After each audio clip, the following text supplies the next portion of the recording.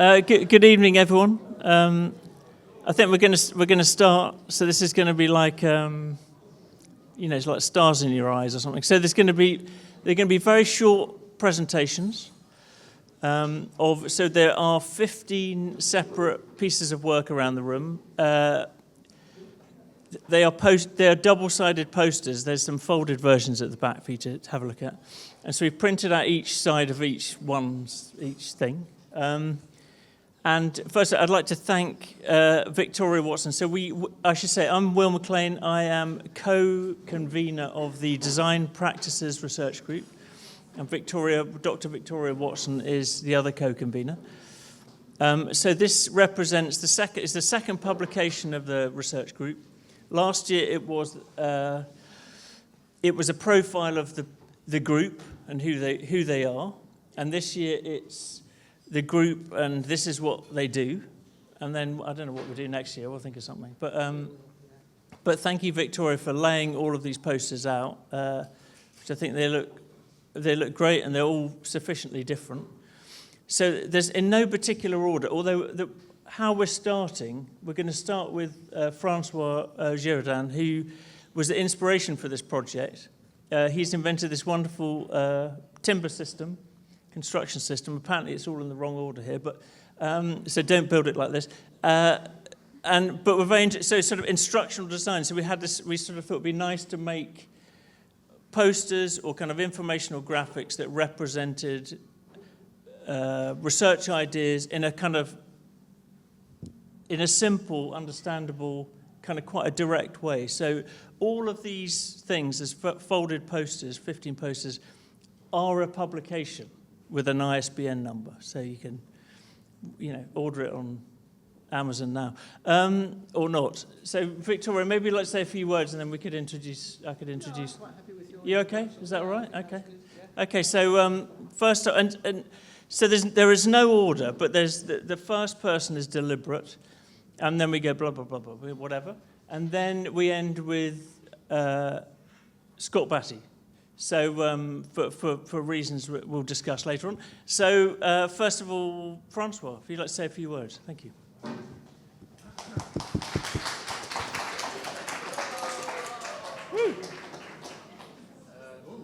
Yes, very professional there. I can change the slides. All right, okay. It's the same slide anyway. No, so. You can do.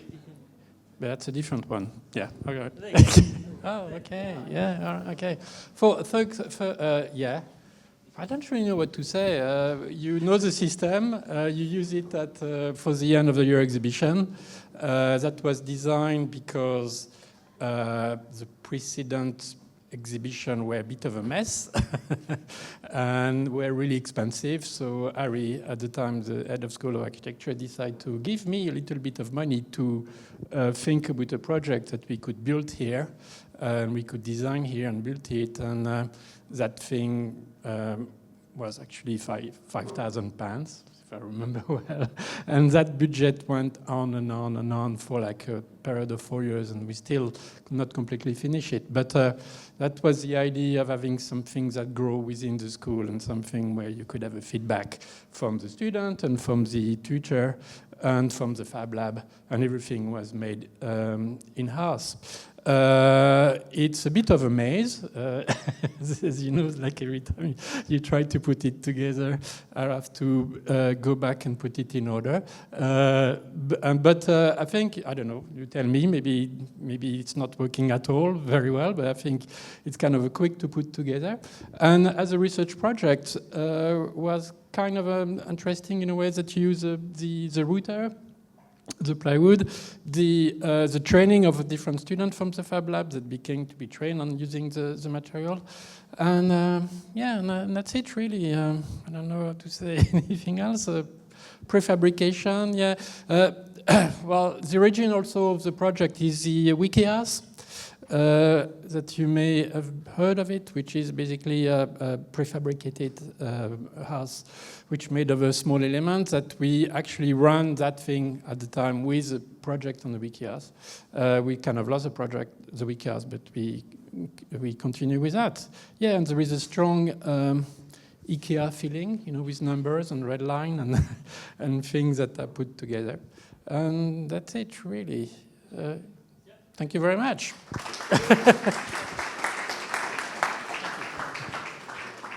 Thank you, Francois. Conor. So different bits of the school, so Conor teaches in interiors. Thank you. Thank you. Okay, so for something completely different. So I've called this poster Navigating the Seam Line. And that's because the work began with a curiosity about the connection between our bodies and the landscapes that we traverse, asking about the intimacies that they share, where they touch, and where this relationship might have been severed. And then this fascination followed a wibbly-wobbly line through costume, installations, and metalwork. And so I called the three projects that I've shown here Drifts 1, 2, and 3. The first one is a piece of costume, which is a kind of, it's for a psychogeographic performance through West London, where I would trespass into gardens and manor houses, and there were like secateurs stored inside of and tools stored inside of the costume, and plants would be taken and planted up in the pleats and the folds. And then Drift 2 was about, it was a festival for, Beam Festival. It was an installation for one of the stages, which was installed about 4 years ago in a forest, and we were imagining that these kind of swirls and eddies we called them cocoons at the time, would be kind of mapped around the spaces that bodies would inhabit whilst dancing and collapsing at a festival. And they took principles of pattern cutting and draping from clothing, but extended that into the collective space beyond. So there was this desire to dress kind of a collective in space.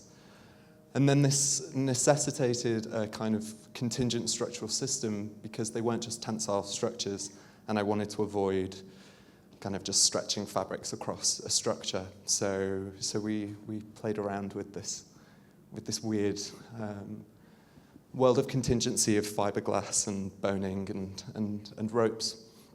And then this develops into Drift 3, which is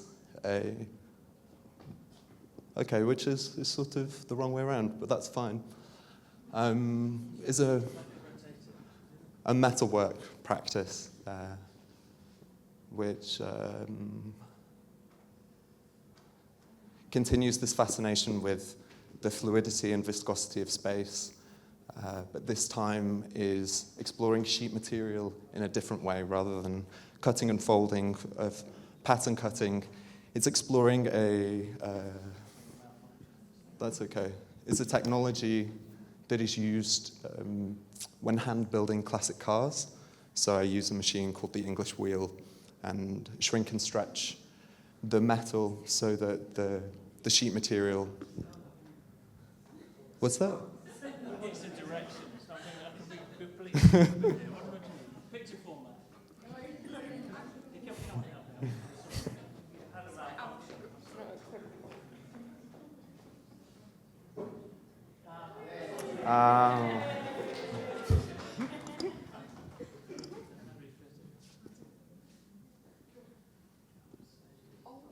Sorry.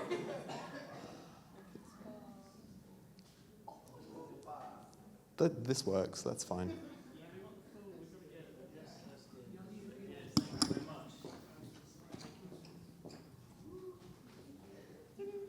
Thank you. So this series of kinetic sculptures was sort of imagined as a speculative school for trespassing. And yeah, just kind of plays out particular personal fascinations about sheet material, dressmaking and car building. And I think I'll leave it there. Thank you. Thank you very much. Brilliant. Okay. Jenny. Thank you. Both parts are landscape, so there's no worries. This is a project kind of contemplating what it means to really play out your duty of care as an architect in the most explicit way by sort of actually trying to radically care about a place and about people and about how the life of the city and the life of humans sort of plays out in public space. And this one is in sort of contemplation of what we did in the practice where I work of architecture art in 3 little strips of land, sort of slightly forgotten in Tottenham, called Page Green. And Page Green is a very historic landscape.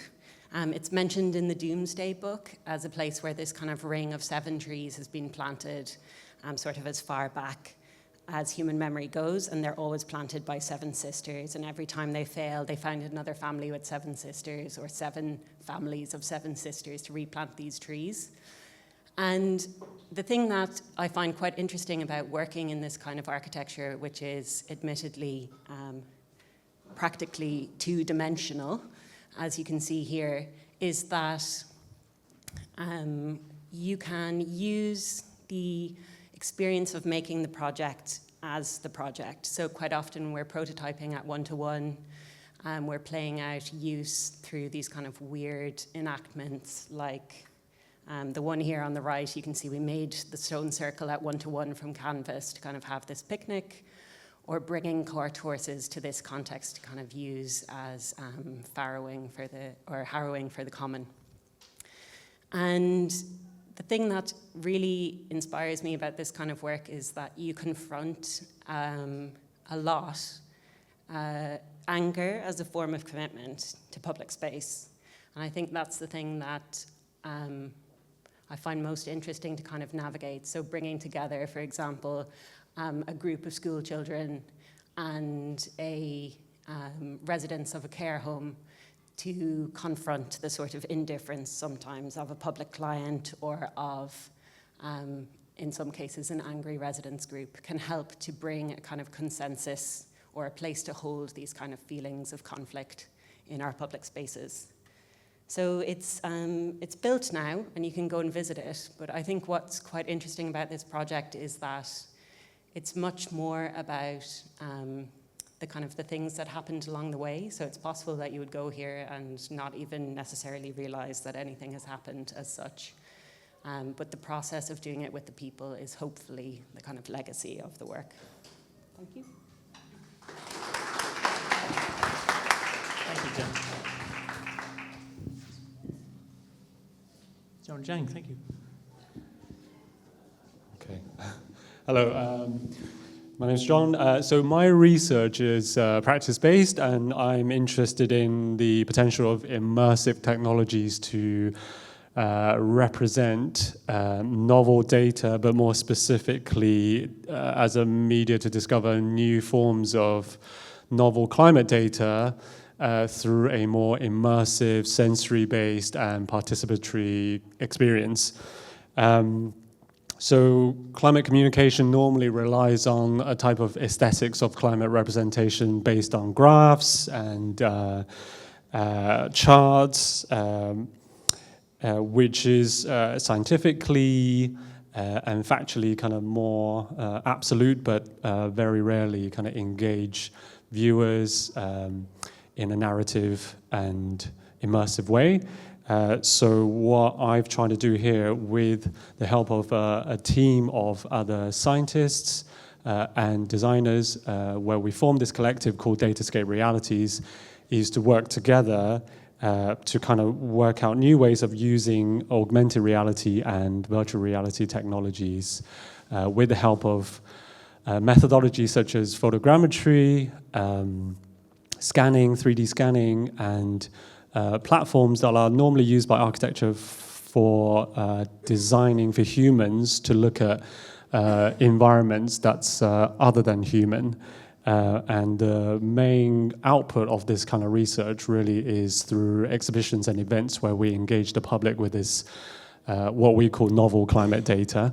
So the 3 examples that I'm showing here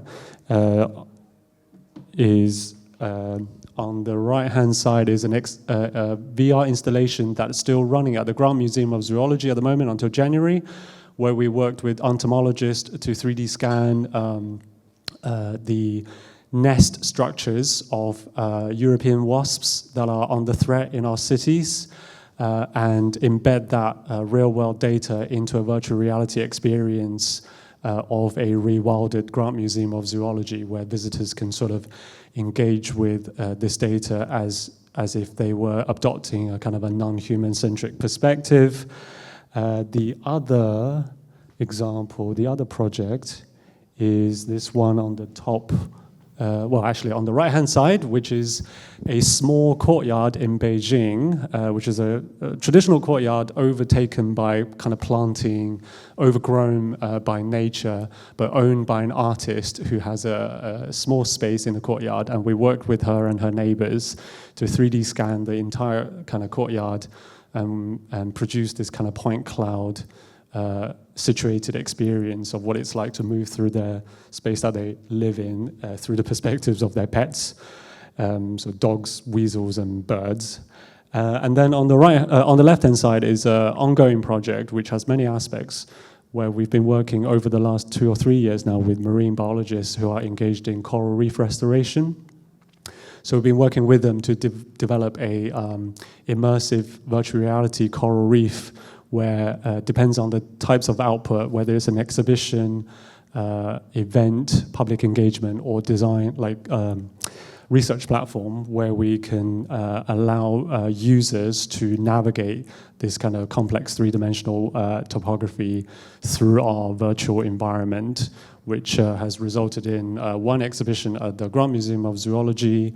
We're working on kind of a collaboration at the moment to develop a joint platform where we can overlay multiple field data onto this 3D model to help with developing algorithms to help with future restoration work, and also public engagement works through augmented reality, where we work with school children to kind of perform a science communication role. As a piece of practice-based research, I think the bigger narrative here is really using these projects to discover perhaps a new approach to the aesthetics of climate data representation. So that's it. Thank you very much. Thank you, John. Maria. Thank you. Thank you. Hello, I'm Maria Kramer. I'm the Life Project Lead and also run a small practice, Room 102. This is the Canopy Life Project that was developed with students of DS20, Webb Yates engineers, and also the makers Nicholas Alexander, with funding from the CETI, Center of Education and Teaching here at the university, as well as actually the local community, which is interesting in this project. It's the first time that the university brought seed funding, maybe a third, and I think the community chipped in with the rest. Previously, we brought all the funding for our previous life project. So it's a physical response to the socio-political question about local urban regeneration and gentrification, and asks how might design and fabrication serve as a means to equitable harness and deploy those forces. The adjacent Brent Crosstown is an 8 billion regeneration development. This project will deliver 6,700 new homes, providing 50 social rent homes and 120 homes, affordable homes only. There is a lack of multi-programmatic affordable workspace and industrial integration, which has been there before. No plans to improve the pedestrian connection. It's the myth of the new neighborhood, housing as a commodity, not community. It is indeed a new neighborhood, ignoring the existing one. Our Canopy is an addition to Clitterhouse Farm in northwest London, a hub for local community, championing heritage, sustainability, arts, and culture. It serves as a beacon of local engagement, saving the heritage building from demolition, and that was a true bottom-up exercise by the local community. The council and the developer wanted to demolish it and put sports pavilions there. And that location, everything has been destroyed. There's not much left, historic, fabric-wise. And they provide space for workshops, growing, and social activities, also for startups at favorable rents. The mission is to foster resilient, sustainable communities, serving as a community-led exemplar for embedding social value into regeneration projects. So I'm going back now. But here you can see, so this is the barn, which is an old farm, Clitterhouse Farm. They made Clitter bricks there previously. And here you can see the 7 bays that students made, and City made actually a film with a, what do you call it? Thank you, my brain, with a drone, and that's where it's taken from. And there we did community engagement, maybe asking the community. And it was interesting because when you asked them, they didn't like the concrete blocks, which are, because we didn't have the budget to put any foundations in, so we had these concrete blocks at the bottom of the columns, and they didn't like them. There's a kind of comment, we don't like these. So we kind of made them into seats and put some timber, there. So just about the structure, the construction consists of CNC cut plywood panels organized as 7 modular bays. The folded triangulation of the canopy provides a stiff wing-like structure with translucent cutouts towards the rear, giving light to the existing windows behind. I'm sorry, I'm jumping around. Can one see it anywhere? Here. There you can see it at the top. So I think it's quite clever structure, and that's a wing, and then that's a kind of polycarbonate, and so you get the light into the existing windows, because often with canopies or balconies in fact, they take light away for what's below or behind. The structural principle of our canopy is based on origami, which by simply folding paper creates a rigid form and can be applied to a larger scale. An array of supporting columns, narrow at the bottom and wider at the top, provide a structural framework where each tree has a single point of connection supporting one fold of the 18mm plywood. And that's me.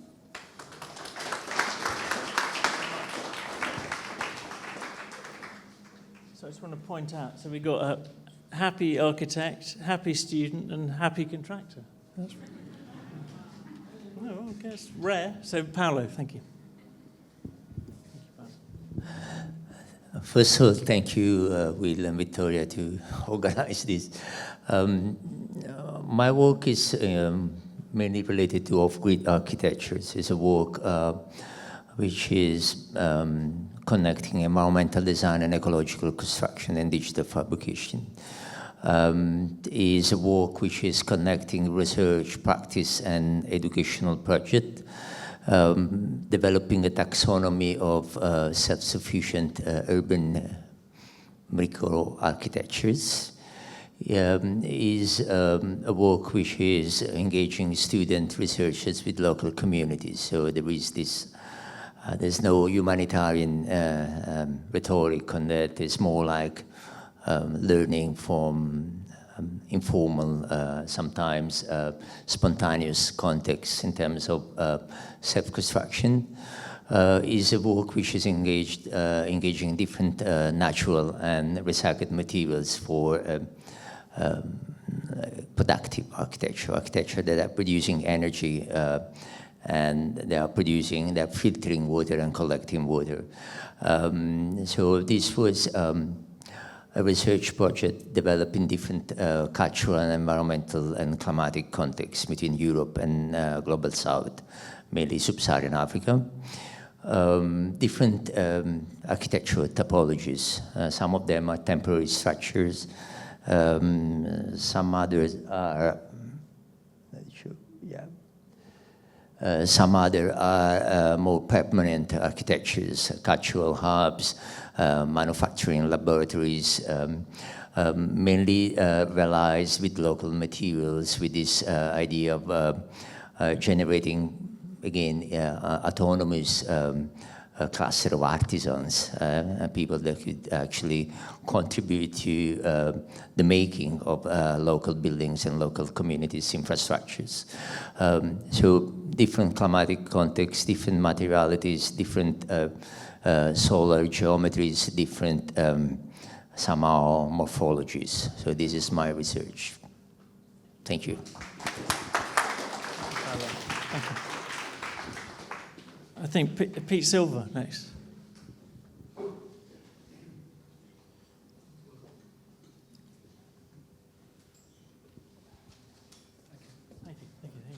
No. Can you? No. Oh, yeah, you got that. 1, 2. Would you do the slides? Do you mind? All of them. All 2. God. So I have to read. Getting old now. At a time, 1, 2. At a time when minimizing the embodied energy of the built environment is a critical component of the battle against climate change, the need to reduce the impact of the transportation of materials and the fabrication and assembly of components is paramount. As a result, there's a continuing necessity to develop lightweight but strong structures, thereby minimizing their embodied energy and the use of the world's natural resources. So this is UK patent number GB259403. 7B, in case you want to look it up. Helical Structural Framework with Torsional Integrity, 2022, provides for a new structural system with a high strength-to-weight ratio that resulted from research whose aim was to meet this need. I'll explain it briefly and as quickly as I can. As with archery bows or vaulting poles, the invention provides a structure based on the principle of stiffening anisotropic elements, that means linear elements to you guys, with a low elastic modulus, employing their kinetic or potential energy to form arcs. So it's long been established that potential mechanical energy, elastic energy, stored in an element after it's been deformed through flexing, bending, or even buckling, causes that element to stiffen, and when such an element is twisted, it naturally takes on a circular helical configuration. Furthermore, when a second one is twisted inside or outside of, but in the same plane and in the opposite direction to the first, stay with me on this. I've lost my place. Shouldn't have said that, should I? And the two are locked together. The elastic energy of the opposing torsional forces, this is twisting, torsion, cancel each other out to create a single framework with structural integrity in the form of a diagonal grid, what you know as a diagrid structure. So we somewhat cheekily describe this structural principle as torsegrity. It is cheeky, isn't it? A couple of years ago, a chap called Harry Charrington, I think he might be in the audience. No, he was earlier. Oh, there he is. Kindly sponsored some materials. We haven't got an image of it here, unfortunately, but so we could prototype some large-scale structures, which we did.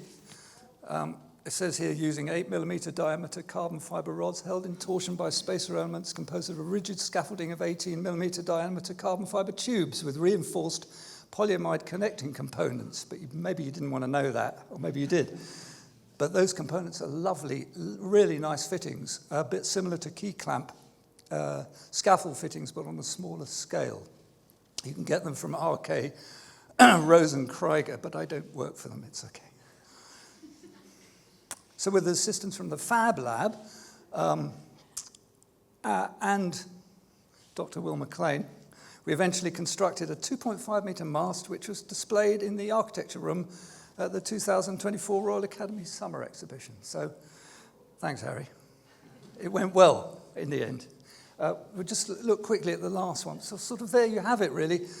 In terms of the future, this is the kind of the patent drawings. They're, as you can see, they're what I was talking to my students as 2.5D. It's not a real 3D model. So this torsegrity principle could theoretically be used for anything from at a nanoscale, like a stent, to maintain the cross-section of a blood artery in your body, through to building a space station, because it's very light and deployable. We've started to look into the construction of lightweight pedestrian bridges, which was in the, the previous slide, using the process of pultrusion. So you can do kind of endless lengths of woven carbon fiber, and then potentially you could coil it for delivering to site, which is an interesting principle. So by the way, I'm currently looking for volunteers to help develop an executable 3D computer model, it says here, if anybody's interested. Thank you very much. Thank you.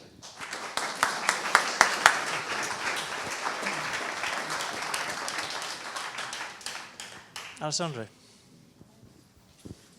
I like how different they all are. Yeah. Okay. So this is the 9th drawing in a series of 11 drawings that were part of what I called the Eastway Studiolo project. So all of this work, this series of drawings, sat within a larger inquiry that I'm making about representations of the body as agents in design. So previously I had come up with this idea of body agents, and they were essentially figures that were based on historical figures from architecture, but they were sort of grounded more in the humanist tradition, which I think is something we're left with the legacy of. So this figure that you see here is something that I call a leap, which stands for leaky embodiment alter ego persona. So leaps are sort of tragicomic actors with unwieldy body parts that always seem to be getting away from them. So these are kind of non-human alien bodies, and my idea with them is that I wanted to test them out as agents to see if these figures could start to make sort of new types of relational sort of capacities in architectural sites. So a studiolo is essentially a Renaissance typology. You can see that in the Ducal Palace in Urbino, where kind of the nobility had their studies, and these were kind of like these things that represented kind of humanist ideals, and they really intrigued me because they're sort of bits of architecture that are really closely held to the body as like very small spaces.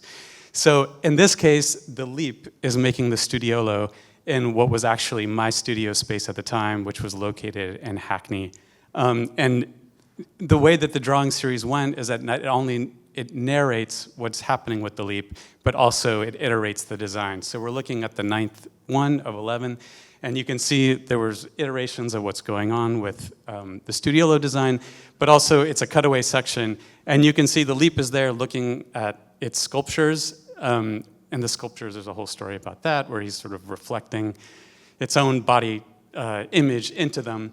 But then you see the leap actually escaped through the cutaway section out of the interior, which it felt that I had contained it there for too long, and it's out there exploring the site in Hackney. So later in the drawing series, you see these sculptures become what it calls environmental barometers, which are out in the landscape, kind of gauging certain things about the surroundings.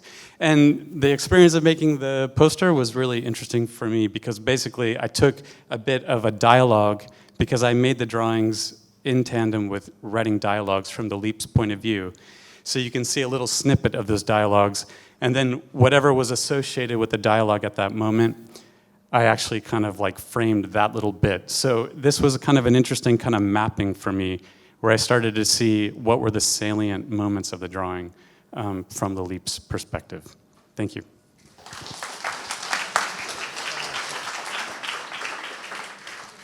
do we have next?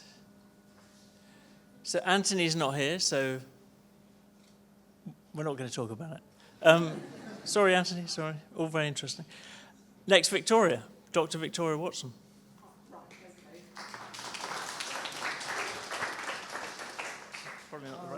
I've got a lecture prepared for you all. Sorry about that, guys. But I could stop short if I feel it's going on for too long.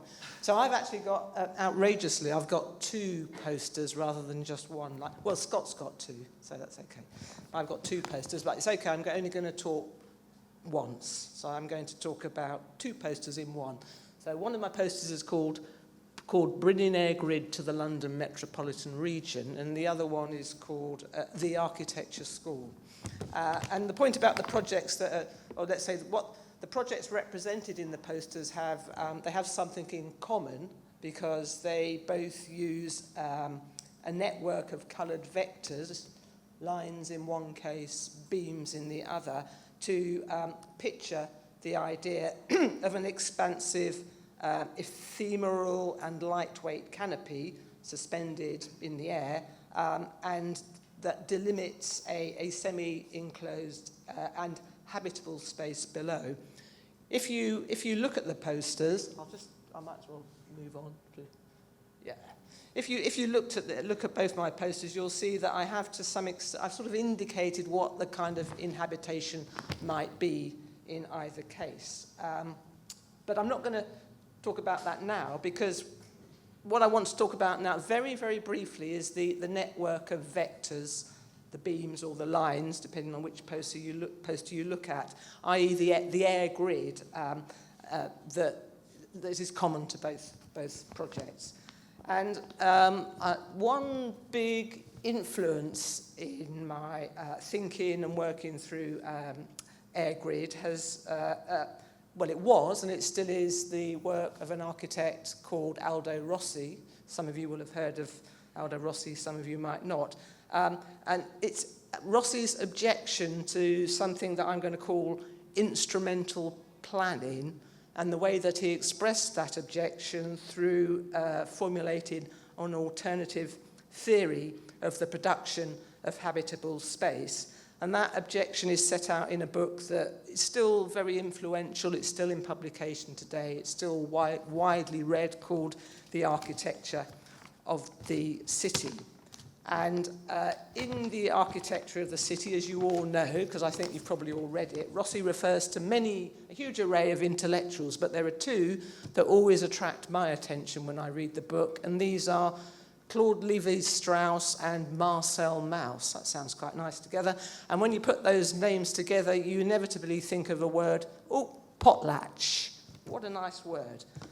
Well, it is a nice word, just as a collection of phonemes, but potlatch, as again, possibly you all know, it's a type of economic structure, and it's a very different kind of economic structure to, let's say, the capitalist economic structure that we're all immersed in, whether we like it or not. Potlatch is based on the obligation to give and to receive gifts. So, reading into Rossi, Strauss and Mauss, this time round I came across a very interesting connection between potlatch and architecture. Well, it's interesting for me, but I think it's also interesting for a whole bunch of people in the design practices group. The connection comes out of a description of certain, let's say, potlatch activities between Polynesian clans, where it's reported that how the architectural element of the well-woven roof, which is then expressed in the form of the very open house, symbolizes the peaceful bringing together of the gods and the clans. I think that's a very nice idea, and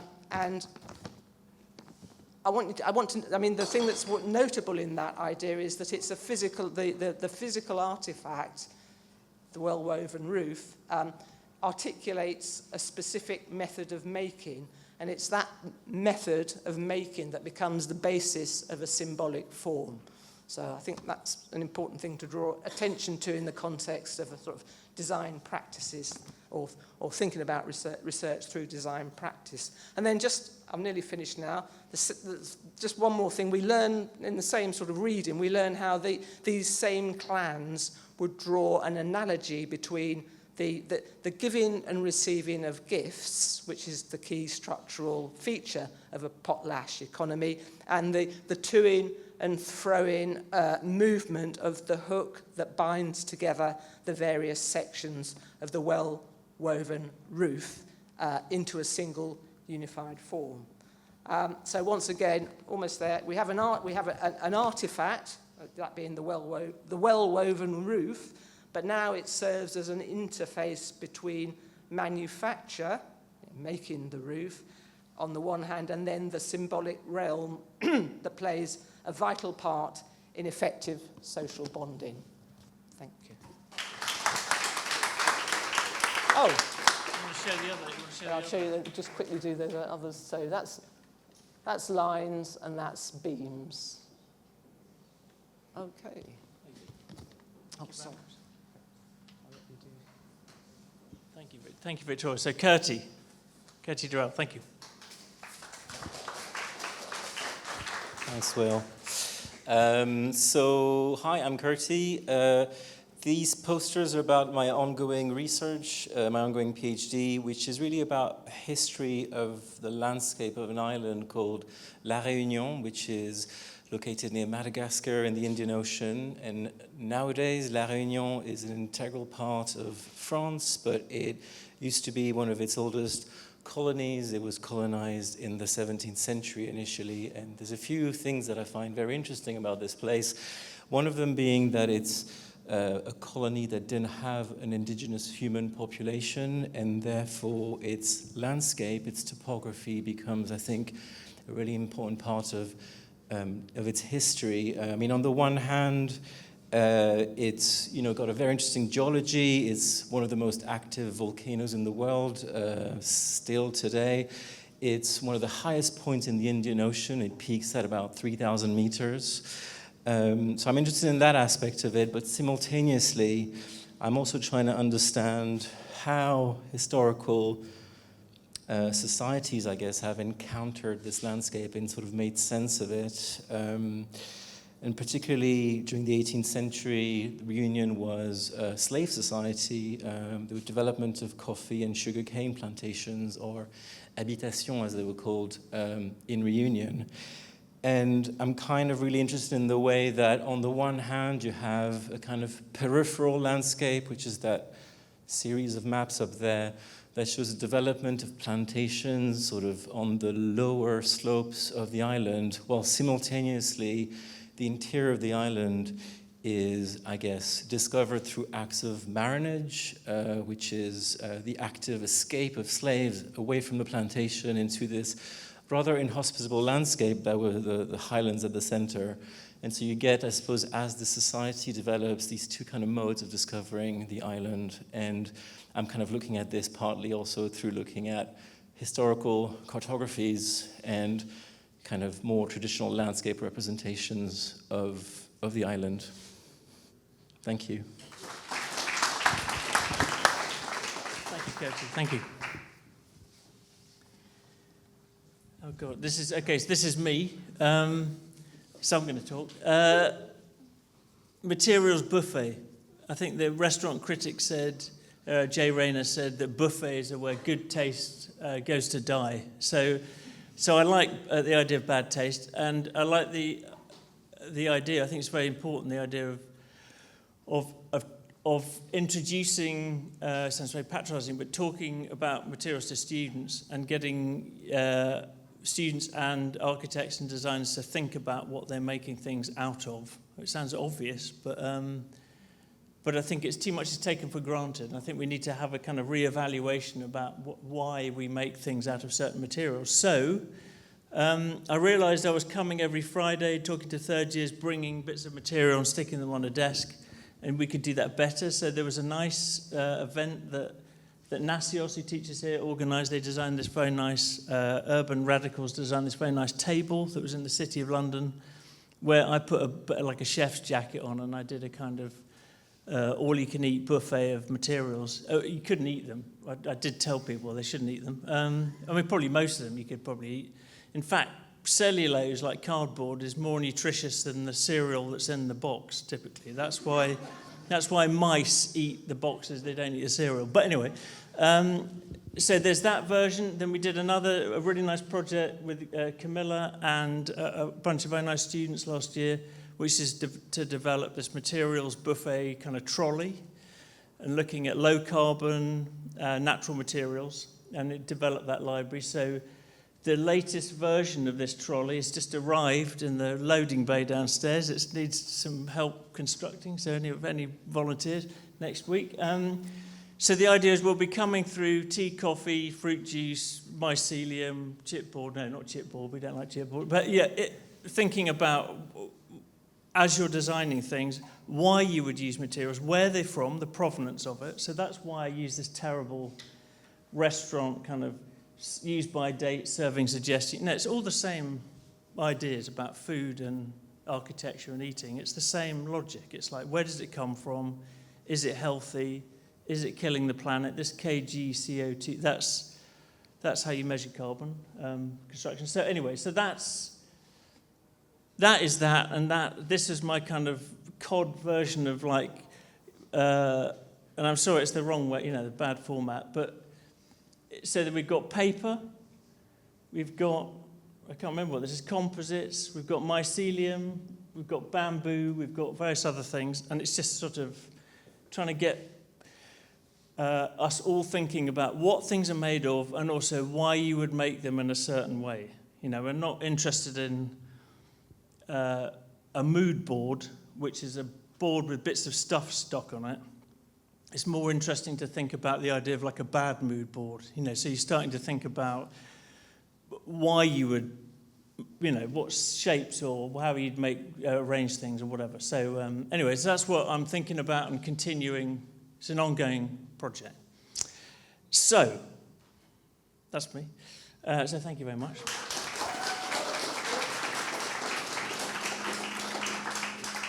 So finally, and last but not least, I'd like to introduce Scott Batty, our colleague, and am I going to say something now or after this? Do you want to? You're going to do that? Okay, fine. I don't know what I'm talking about. Anyway, Scott, you carry on. All right, so I've got two posters. I'll go quickly. You've got your sandwiches, right? Thank you. Okay, so this is ongoing research, Sites of Learning, which looks at the history of the building site and it's how integral it is with the education, or it has been with the education of architects up until relatively recently. And so looking at it in terms of the site diary module in year 2 undergraduate as a case study, and why is that successful and what works about that. But also learning theory, experiential learning, the idea of a learning system about going to site, coming back here, thinking about it in a certain way, going back to site, looking afresh, finding out something else, and those iterations that keep going. And also the idea of why do students like building sites so much? Well, they're incredibly exciting places. And in our modern cities where everything is a shop window or a facade, building sites are alive and moving and full of noise and mess. And we need that in our cities.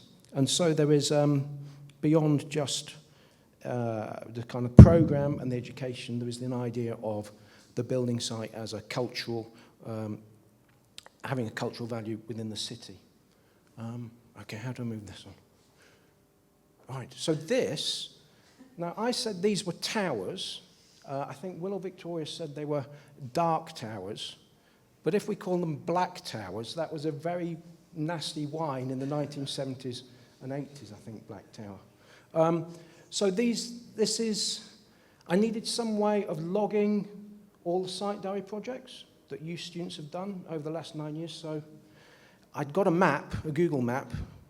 Not very easy to get data out of a Google map. So I managed to extract it and then got a bit of a mess, so stacked it up. So these are years from 2016 to last year. So every student that has visited site is listed there, the name of the contractor that hosted them and the architect for that project. So it's a way of visualizing what has been a hugely successful module mainly because of the students. In black towers. So second poster. Oh, I need my notes for this. Okay, so the UK needs to retrofit between 27 and 29 million homes.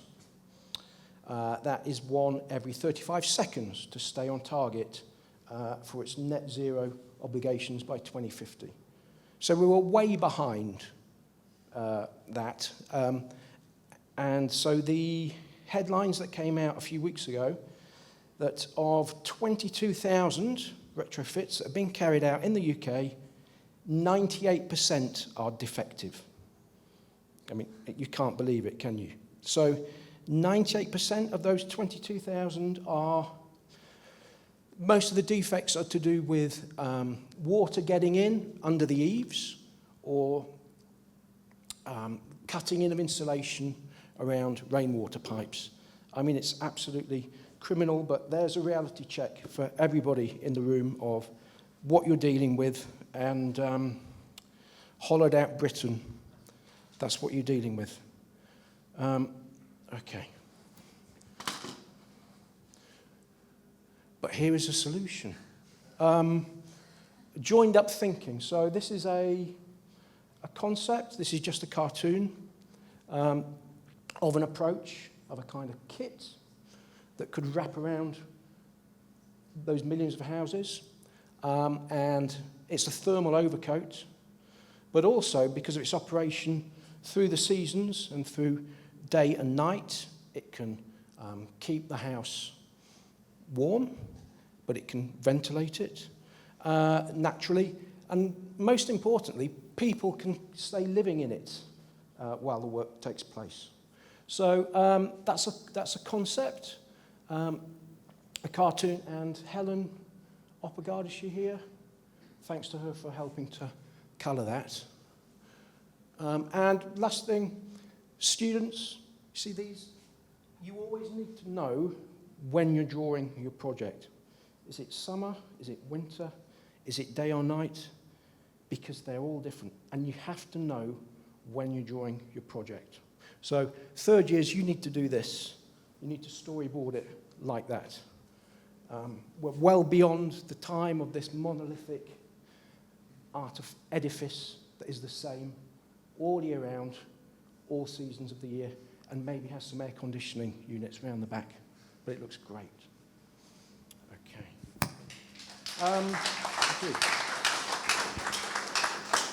Right, so I'm going to finish here because this is my last action as an employee at the university. And I'm leaving. There's no single reason for me leaving, but it's time for a change, so lots of different reasons.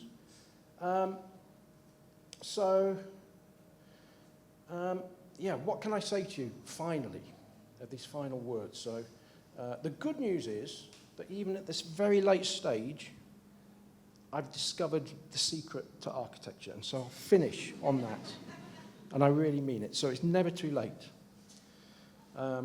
But before I get to that, I need to say some thanks, give some credits. So thanks to Will and Victoria for organising tonight and running this research group. I'm sure you do it just for the love of it, and we really appreciate it, and we need people doing things like this. Thanks to Kate. Where is she? Yeah. Thanks for handling my resignation with graciousness and support. Right, trying not to get emotional. Thanks to my family who are here tonight for supporting me in my time at University of Westminster, and they have needed to support me at lots of points. So thanks to the colleagues that I call friends, many of whom that are here tonight. Some are not here tonight for different reasons, but we're thinking of them. And we've achieved a lot. I mean, just getting through COVID intact, amazing. And then everything, you know, launching on after that, and everything we do day to day, week to week, year to year, you know, it's an amazing achievement for us. Okay, it's important that I leave the university as a friend, and I will continue to support everybody here, even if it's only from a distance. But special thanks to my friends in the TS office, with whom I've rubbed shoulders every day. So Anna, Erna, and Pete Silver. We know all the stories, we know the jokes, and we know all the tricks. and we've needed all of them. So thank you. And then especially to Will. We've been a great team, and what I would like to say is, I think Will and Pete have been organising these Thursday nights for 25 years, and Will on his own in the last 5 years. And I think we've just got to acknowledge that and the enormous dedication that has taken, and how lucky we've all been to be given this year after year for 25 years. So I think we should.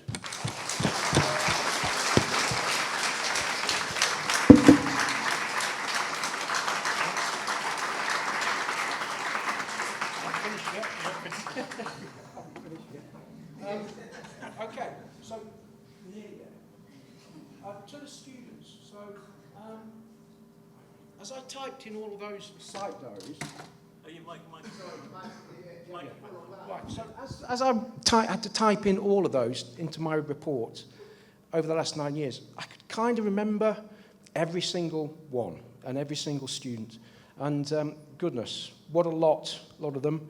I know there's only a few students here tonight, but I'm talking to you as a kind of collective. So you're representing all the ones that have gone before you.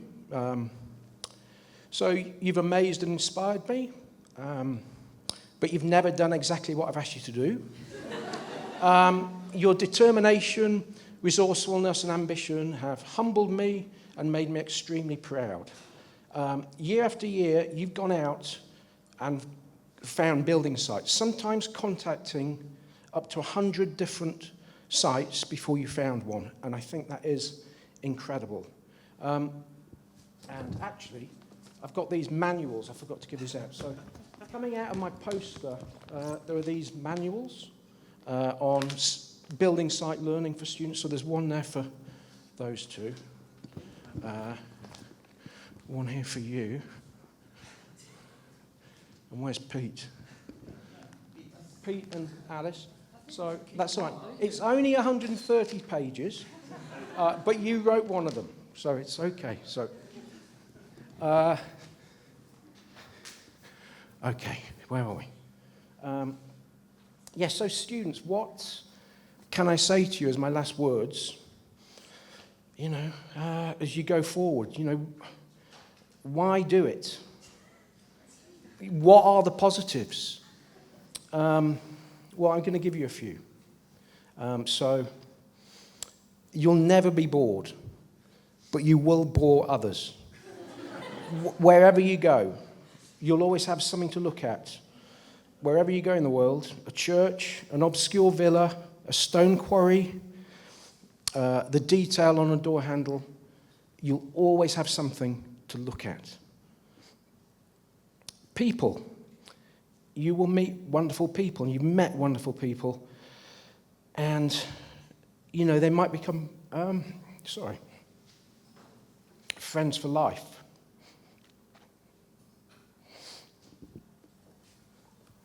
Give me 1 second.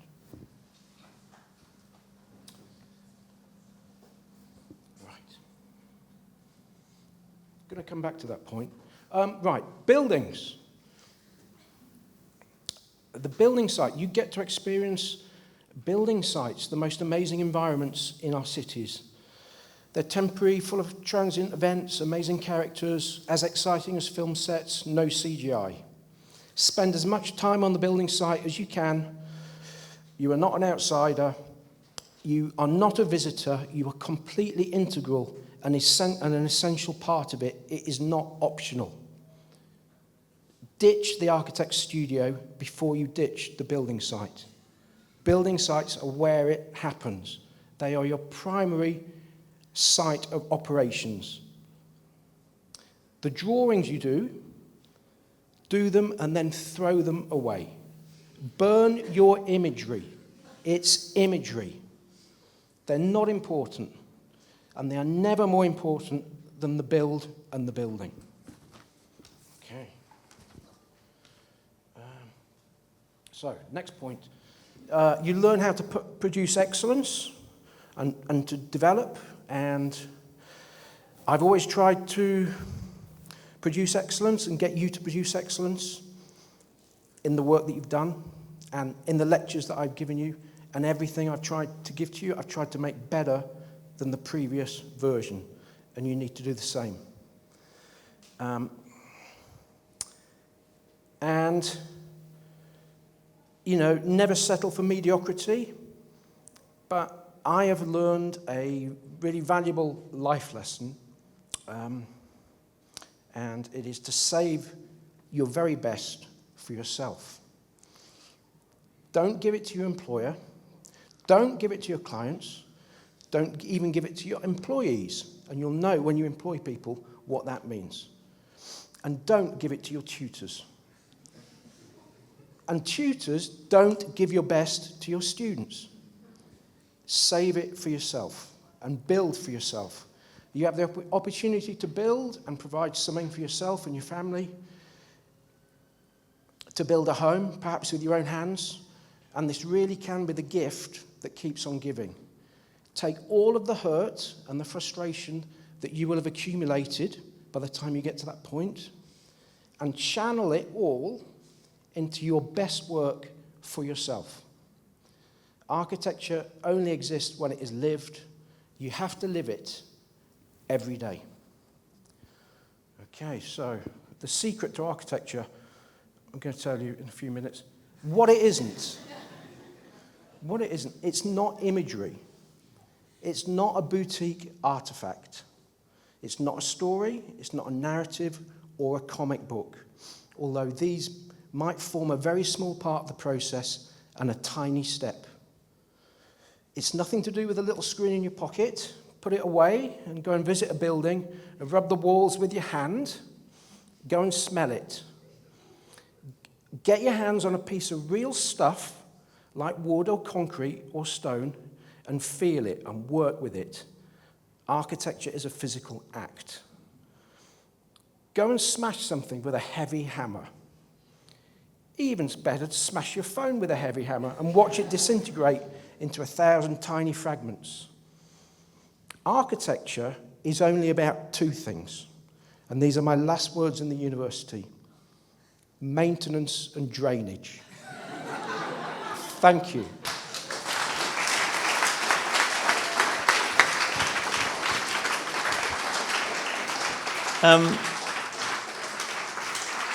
Thank you, Scott. Just don't go anywhere, please.